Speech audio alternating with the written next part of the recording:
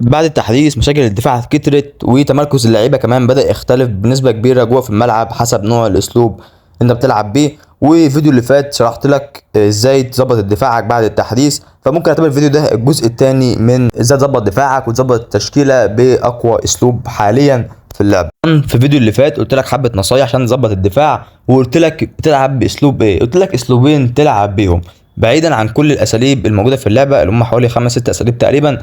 قلت لك اسلوبين بس، اللونج بول كاونتر والاستحواذ. وقلت لك حبه حاجات صغيره ليه تلعب بالاسلوبين دمت، وموضوع تمركز اللعيبه في الملعب والكلام ده كتير.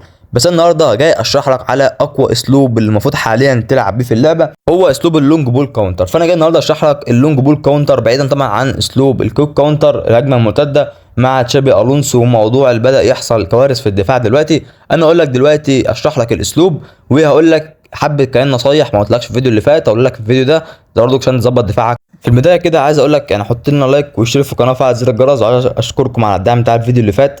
هو جاب مشاهدات بس يعني حط لنا لايك، انت حاليا اتفرجت حط لايك للفيديو ده مش هتخسر حاجه. وبرضه عايز افكرك نعمل مسابقه على حساب مجاني 1 متابعين اول ما نوصل 1000 مشترك في القناه. مبدئيا بقى ايه هو اللونج بول كاونتر؟ مبدئيا كده هو نفس اسلوب الكويك كاونتر بالظبط، بيعتمد على المرتدات، بس في فرق كبير جدا ان في الكويك كاونتر بتلاقي الدفاع او اللعيبه بتاع خط الوسط ما بيرجعوش للدفاع الا بنسب قليله جدا وبيسيبوا مساحات كبيره، مش طبعا عشان اسلوب المدرب اللي انت بتلعب بيه.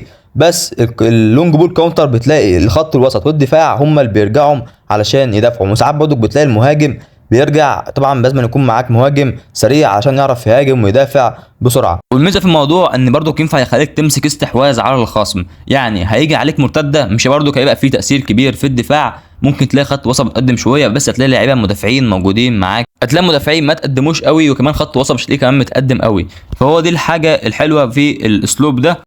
فانت برضك لو بتحب تلعب هجمه ممتده العب بالاسلوب ده، بتحب تلعب استحواذ العب بالاسلوب ده، لانه بينفع للاثنين وبيخليك تعمل منتدات حرفيا عظمه على عظمه. بتلاقي لعيبه الهجوم بيجرم، وطبعا لازم تحط لاعب برضك مهاجم سريع زي ما قلت لك، وتحط مهاجم يكون فينيشر، يكون فينيش عنده عالي جدا. بنسبه كبيره هتشوف من بره ال 18، فلازم تحط مهاجم يكون عنده فينيش عالي، والكيك بار يكون عنده عالي، والسبيد برضك يكون عنده عالي. يعني حط مهاجم متكامل يكون تعتمد عليه في الهجوم. طبعا بنسبه كبيره المرتده بتكون هتبقى كوره طويله ومهاجم هيجيبها، وانت بقى شرطك انك تعرف تفنش بيه. عايز اقول لك انك لازم تتفرج على الفيديو اللي فات عشان برضك فيه نصايح مهمه جدا.